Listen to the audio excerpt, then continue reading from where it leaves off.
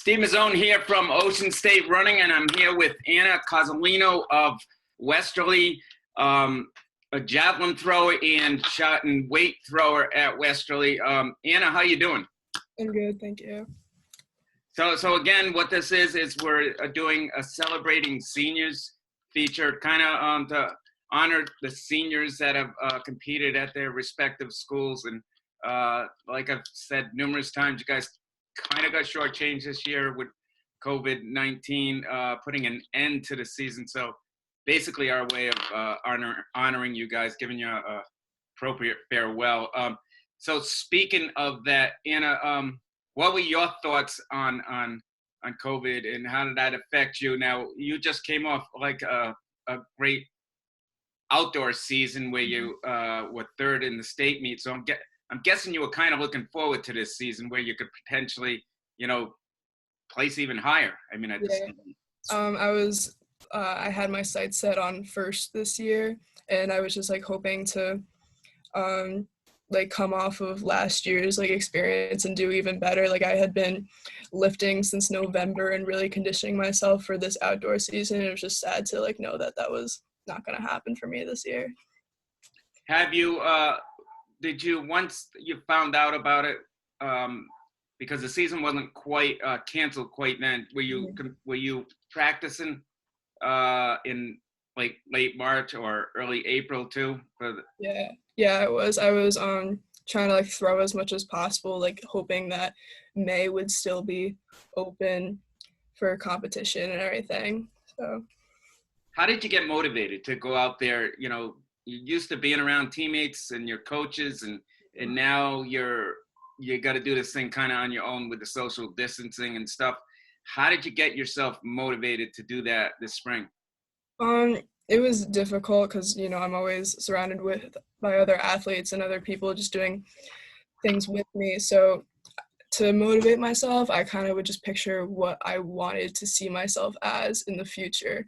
And so I could achieve those goals and stats that I wanted, knowing that there weren't other people around me to motivate me. It was difficult at first to motivate myself, but by picturing myself how I wanted to be in the next month or two, that helped me continue growth. So let's talk about last season. So you were primarily a jumper and sprinter for Westerly. Last year you gave the javelin a shot and you finished third in the state, and not only finished third in the state, but throw a 10-foot PR. So you came up big. Talk about the outdoor season and coming in third in the state. So did it surprise you, or was that your goal to be able to place high in the states? My goal was always to place in the states. Another goal of mine was always to throw a 120, and going into the state meet, I knew I had to throw a 120, but I didn't imagine myself surpassing that by so much. I looked at stats of where I was kind of supposed to come in if I threw what my PR was, and I was supposed to be fifth or fourth, and I just knew I wanted higher than that. So I went in there with a mindset that I was going to PR by a lot, and I did it, and I was just very happy with myself that day. So previous to that, you were a softball player at Westerly. Now I know, and an outfielder. I know generally, person when an outfielder is got a good arm. So tell me the difference. So throwing a softball as compared to throwing a javelin, because it's quite different. My guess is maybe at the beginning you were trying to throw it almost like you're throwing a ball or a softball. Yeah, the main difference is that there's just a lot more technique that goes into it. When you throw a ball, you're just throwing it, but a javelin, there's a lot more that goes into it. In the beginning, I would want to sidearm the javelin and throw it out here instead of above my head where it's supposed to be, but I just had to break those little habits until I could grow a better technique for the javelin. And you also throw the weight and the shot put. You do that during the indoor season, but do you do it during the outdoor season too? So I did that for the indoor season just to try it out. Beforehand, I was doing basketball my sophomore through junior year. For outdoor, I was gonna expand on throwing events and also do discus, hammer and shot again. And for indoor, I just was kind of like prepping myself for those other events in outdoor. Okay. So in the years that you've been at Westerly, what's been some of the highlights? My guess is the state meet performance probably ranks right up there. Yeah, no, that's probably like that's very high up there. Another was, so I was also in the 4x4 at that state meet, and we came in first, so that was like very helpful to becoming state champions that year, and it was just a great experience overall. Most of my best memories are from that outdoor track season during my junior year. Just like the growth I saw in myself and my other teammates is just something I was very happy to see. So. And what are you gonna miss most? I mean, it's like I said, you guys kind of got shortchanged and able to see your teammates throughout the spring. My guess is that's going to be one of the things you're going to miss the most. But what are you going to miss about competing for Westerly, where you guys have had some great success? I'm definitely going to miss the teammates. I'm also going to miss coaches because they've been a really big factor in our success as a team. I'm just going to like miss the Westerly track overall, and like right now it's closed down. None of us are allowed on it. Like it's just like sad that I can't like go there to practice or do anything. So. And talk about this distance learning. So you guys, you used to being in a classroom and now you're in front of a computer back at home. Not quite the same. Did it take getting used to? Yes, it did. I had to like figure out how to make certain things work, how to turn in new assignments. It was just, and like I have to like be responsible for learning on my own now rather than like relying a lot more heavily on a teacher. So that's very different now. It's also sad just to like not have like the personal and like face-to-face connection. It's now just through computers where everyone's at home. Like it's nice to see what everyone's bedroom looks like, but like I'd rather see everyone's faces at school. Absolutely. And so this has been going on for 7-8 weeks, right?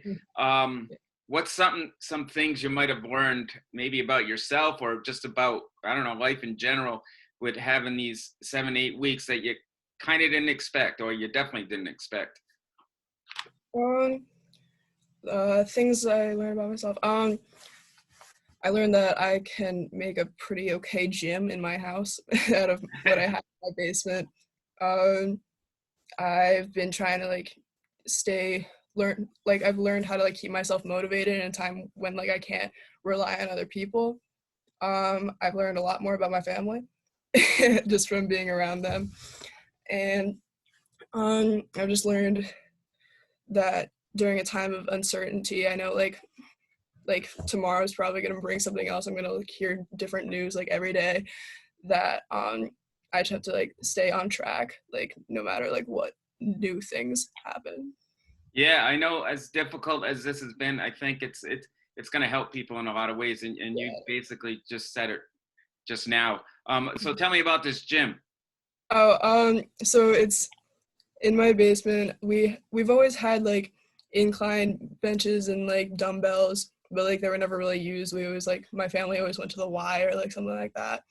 But now like I have a pretty active family and we've had to like move stuff around. We completely cleaned out my basement. There's an Olympic bar down there. We tried to like get as many plates down there as possible, and so I try to get like in there probably like 3 to 4 times a week, and if I'm not doing that, then I'm outside throwing or doing drills. And how are you able to practice throwing? Do you have a javelin at home, or you just using different things? I was allowed to borrow one from my school. Okay, that's awesome. I have a few implements that like I'll go outside and like try to practice with. And as far as competing, is there anything, I've asked this question to everyone, anything that, any type of rituals that you have to do before competing? I know track and field athletes are pretty superstitious people, and they have to do things the same all the time before a competition. How about you? So one thing, I will like untie and retie my shoes until I feel like it's perfect. It's kind of an OCD thing. Like if they don't like feel like almost like balanced and like perfectly snug on my feet, like I need to redo them. I also have a thing with my hair. That needs to look better than what it normally does. Um, I always wear the same socks. I wash them, but I always wear the same socks. Other than that, those are really like my only. You're saying a lot of things that I've heard from previous athletes. In fact, we Yeah. had one athlete that says she always has to wash her hair before competition, which I thought was interesting. Um, here's just a random question. If you could go anywhere in the world, anywhere, all expense paid trip, where would you go? I would probably go to Greece, probably like Athens, Greece, because I always look at pictures and I always think it looks beautiful, but also I am like since I was younger, I love Percy Jackson books and everything about like Greek mythology. And my mom, who's also a ninth grade English teacher, also teaches that stuff. So like I've always been surrounded by like Greek mythology books and everything. So I've always been fascinated by that. So if I could like look at the architecture and like spend a nice week there, that would be awesome. No, it's definitely a beautiful place. My son just went there, I think, last year or less than a year ago. Um, what's one thing, or what's something that somebody probably doesn't know about you? Um, something I am really into art.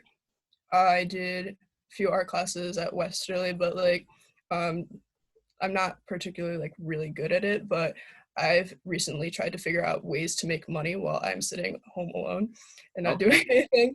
And I'm trying to just like do little things. I recently got this new tablet to do stuff on. Like it's just stuff I like to do in my free time. So like graphic art? Yeah, graphic art. Okay. Hmm. Um, so you're going to UMass Amherst. Hmm.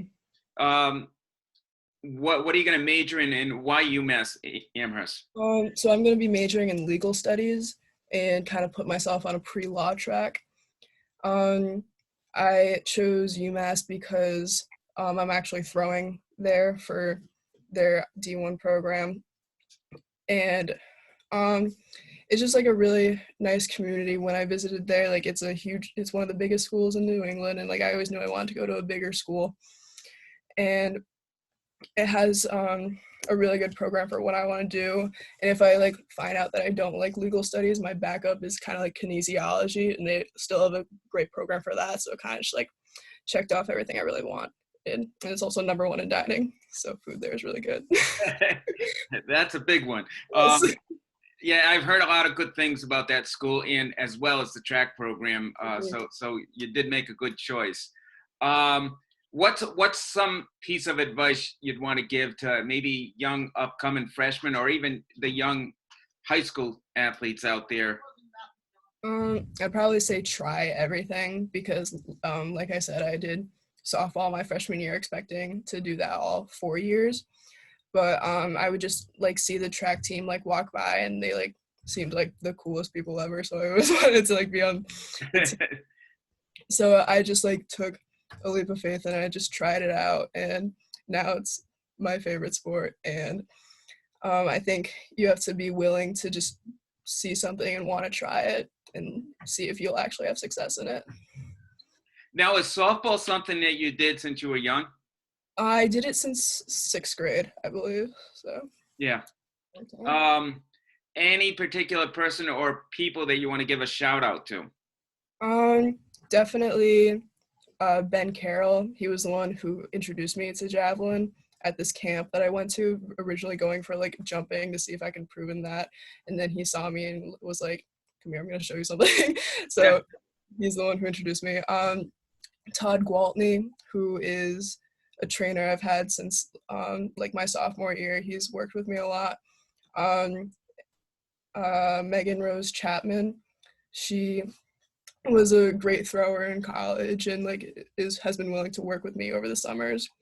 And then Nick Discilio, who is like our new throw coach for Westerly, and I was just happy to be able to work with him for at least one season. So. Well, Anna, I thank you for taking the time to speak with me today. But again, I wish you the best of luck in the next stage of your life, going off to college and pursuing pre-law as well as your athletic career. But again, I wish you luck and thanks a lot. All right, thank you.